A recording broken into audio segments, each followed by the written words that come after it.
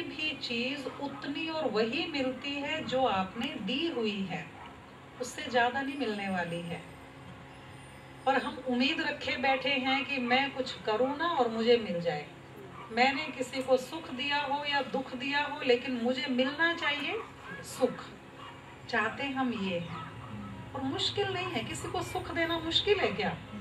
बताओ, मुश्किल बिल्कुल भी नहीं है। हम छोटे होते इस बात को थोड़ा थोड़ा समझने लग गए थे।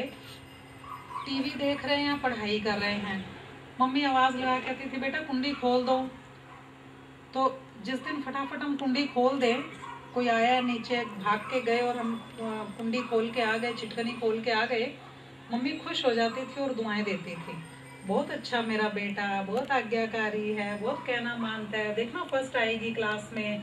उनके मन से नेचुरल निकलती थी। और एक ही मिनट का काम होता था, पूरे 60 सेकंड भी नहीं लगते थे इसमें। और किसी दिन मूड नहीं है, समझो कोई टीवी पे अच्छा सीरियल आ रहा होता था, क्या होता था उन दिनों जब हम देखा करते थे, ब्लैक एंड व्हाइट टीवी और बड़ा सा एंटीना लगता था उसका छत पे, पाइप होती थी बड़ी सारी, तारों से एंटीना बांधते थे और रिले स्टेशन दूर होता था और उस पे भी साफ नहीं आता था, फिर एंटीना घुमा के आते थे हम, ऐसे काम करते थे। तो ऐसे में भी हम कोई सीन आंखें गड़ा गड़ा के देख रहे हैं, कोई समझ आए ना आए, और ऐसे में वो कह दे नीचे कुंडी खोलो, झल्ला के बोलते थे आपे खोलाओ, हमारे पीछे पड़े रहते हो, हम ही करेंगे हर बार, इस तरह से आंसर देते थे। और वो दुखी सी हो जाती थी, 100 काम करती, आटा गूंथती हुई, कैसे करती हुई जाती थी, और फिर वो चिटकनी खोल के आती थी। और फिर बैठ के हम रियलाइज करते, बाद में सोचते थे कि 1 ही मिनट का काम था, अगर मैं वो खोल आती तो वो नेचुरल रूप से आशीर्वाद देने लग जाती थी, है ना। उसके थैंक यू बोलने में, बहुत अच्छा मेरा बच्चा, वो इतना बोलने में भी दुआएं महसूस होती थी। और वो 1 मिनट के लिए मना किया और हमने अपनी कमाई रद्द कर ली। जैसे दुकान पे आए ग्राहक को मोड़ दिया हमने कि रहने दे, हमें नहीं चाहिए तेरे पैसे। तो लोग क्या कहेंगे उसको? जो दुकान पे ग्राहक आया 1000-500 का नोट लेके खड़ा था और हमने कह दिया रहने दे, मूर्ख ही कहेंगे ना। तो इस तरह हमारे पास कमाई करने के अनेकों चांस हैं, अनेकों। हाँ जी, आज्ञाकारिता, बस हाँ जी बोलना है और वो कमाई कर लेनी है। और वो भी अगर नहीं करें तो ये ठीक नहीं है। यही समय है, थोड़ा सा समय, थोड़ी सी देर का, तन मन धन श्वास संकल्प सब कुछ सफल करने का। और ये सफल करने के चांस बनते हैं। हम आज ही सुन रहे थे, प्रेम बहन जी बता रहे थे कि यहाँ प्लॉट लिया 60 लाख रुपए का। लाख रुपए तो ऐसे हो गए हैं जैसे कुछ है ही नहीं आजकल, है ना। तो इसीलिए वो आप सब ने मिलके उसमें योगदान दिया, आप सबका सफल हुआ ना उसमें। हैं हम, वो बहुत पावरफुल डोज है, बहुत पावरफुल, बहुत अच्छी वाणी जिसको हम मुरली बोलते हैं। उसमें हमें रोज का होमवर्क मिलता है कि ये सोचना है, ये करना है। अगर अब तक जिन्होंने नहीं सुनी है वो सुनना शुरू कर देना, बहुत मजा आने लग जाएगा और उसको सुने बिना रह नहीं सकेंगे। जैसे गोपियां कृष्ण की मुरली के बिना नहीं रह सकती थी, ऐसे आप भी नहीं रह सकेंगे। नहीं तो फिर फोन पे सुन लिया करेंगे। उन दिनों गोपियों के पास फोन नहीं होता था जो फोन पे मुरली सुने। आजकल ऐसी सुविधा है, भाई दूर है, आप नहीं सुन सकते तो फोन करके सुन लेते।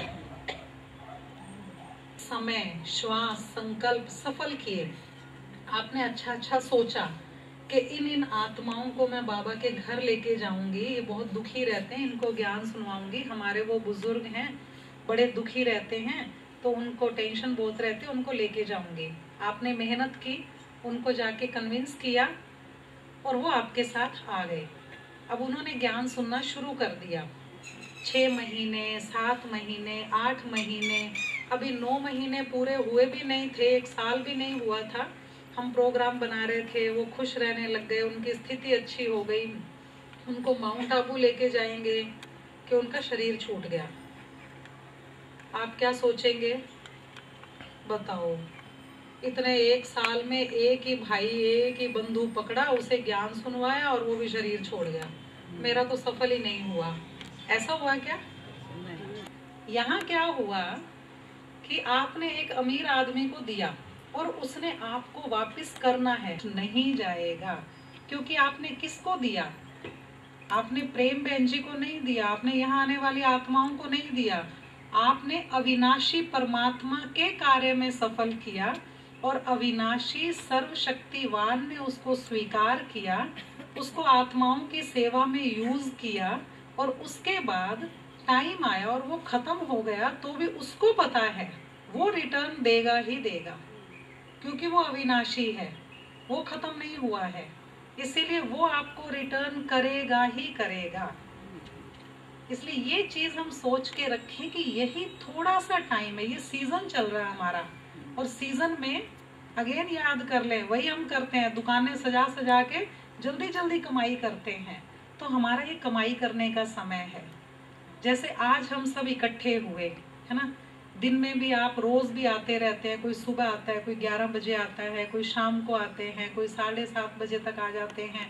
आप आते रहते हैं, कमाई करते रहते हैं, लेकिन अब इस कमाई को बढ़ाने के तरीके ढूंढने हैं। सेवा करनी, आत्माओं को बाबा के परमात्मा के समीप लाना, संबंध में लाना। वो टेंशन में है, वो परेशान है, वो दुखी है, उनके पास बैठ के थोड़ी देर ज्ञान सुनाना, उनको रास्ता दिखाना भगवान के घर का, लेकर आना। ये वाली लेकर आने में कुछ भी सहयोग देना, चाहे गाड़ी में बिठा के लाना, चाहे उनको समय देना, कैसे भी करके उन आत्माओं को परमात्मा से, बाबा से जोड़ना। ये सारी चीजें अभी सफल करने का समय है, और अभी आज से शुरू हो जाए। इससे देखना एक फायदा ये होगा कि योग बड़ा अच्छा लगने लग जाएगा। योग लगना मीन्स कि जिसका हम काम कर रहे हैं वो खुश हो गया आपके ऊपर, खुश हो गया तो वो आपको याद करता है ना, वो याद करेगा ना। यहाँ बैठेंगे और जिसको आप लेकर आए उसका टेंशन दूर हो गया, उसका डिप्रेशन दूर हो गया, उसकी दवाइयाँ छूट गई, ब्लड प्रेशर की, डिप्रेशन की, वो हंसने मुस्कुराने लग गया। आपको कितनी खुशी होगी इस बात की, है ना। आपको खुद अपनी बड़ाई नहीं करनी पड़ेगी, वो कहेगा फला तिवारी जी, फला प्रोफेसर साहब, फला इंजीनियर साहब मेरे को लेके गए थे, भाई इन्होंने तो मेरा जीवन बदल दिया। और आप अंदर ही अंदर करेंगे बदला तो भगवान ने है, बदला तो उसने है ना, मैं तो सिर्फ निमित्त मात्र हूँ वहां से यहाँ तक लाने के लिए। उसके भी इतने नंबर मिल जाते हैं, बात ना पूछो। तो ये नंबर जमा करने का टाइम है। और इस पढ़ाई की विशेषता देखो, इसमें नंबर इकट्ठे करते करते करते करते कई तो पास विद ऑनर हो जाएंगे, कई फुल पास हो जाएंगे, कई पास होंगे, और कई ना पास होंगे। वो ना पास को भी फेल नहीं कहते, क्योंकि दुनिया में जो फेल होता है ना वो पिछली क्लास में रह जाता है, ऐसे होता है ना। लेकिन यहाँ जब टाइम बदलेगा, सतयुग आएगा, पिछली क्लास ही नहीं रहेगी, पिछली क्लास ही नहीं होगी। इसीलिए जो यहाँ आया, थोड़ा थोड़ा पढ़ा और ना पास वाली लाइन में आ गया, वो भी पिछली क्लास में नहीं भगवान छोड़ के जाएगा, क्योंकि पिछली क्लास है ही नहीं कोई। सारों को जाना ही पड़ेगा सतयुग में। इसीलिए उसके ग्रेस मार्क्स चाहे डंडों से मिले, चाहे कैसे भी मिले, उसको मिलेंगे जरूर। आत्मा को चमका के लेके जाएगा, और चमकाने का प्रोसेस एक योग है, और दूसरा दूसरा डंडे, सजाएं। दूसरा तरीका ये है, जो दूसरा तरीका बाबा कभी कभी बोलते हैं, रोज नहीं बोलते।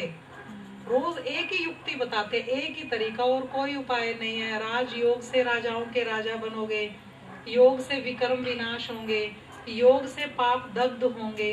रोज बाबा एक ही युक्ति बताते हैं। वो एक युक्ति कई दिन हो गए, कई दिन हो गए, कई दिन हो गए, नहीं देख रहा, ढीले ढाले चल रहे, नहीं मान रहे। फिर ये बाप के रूप से वो बदल के टीचर का रूप बनाते हैं अपना, फिर वो दिखाते हैं, फिर दिखाते हैं कि दूसरा तरीका ये है, डंडा। आत्मा चमक के ही जाएगी। तो इसलिए किए हुए कर्मों का प्रायश्चित, पश्चाताप, और फिर उसकी सजा, ये भोग के चमकना पड़ेगा ना, खाली होना पड़ेगा पापों से। तो वो तरीका बाबा कभी कभी इसलिए बताते हैं कि भगवान हमें वो तरीके से बचाना चाहते हैं।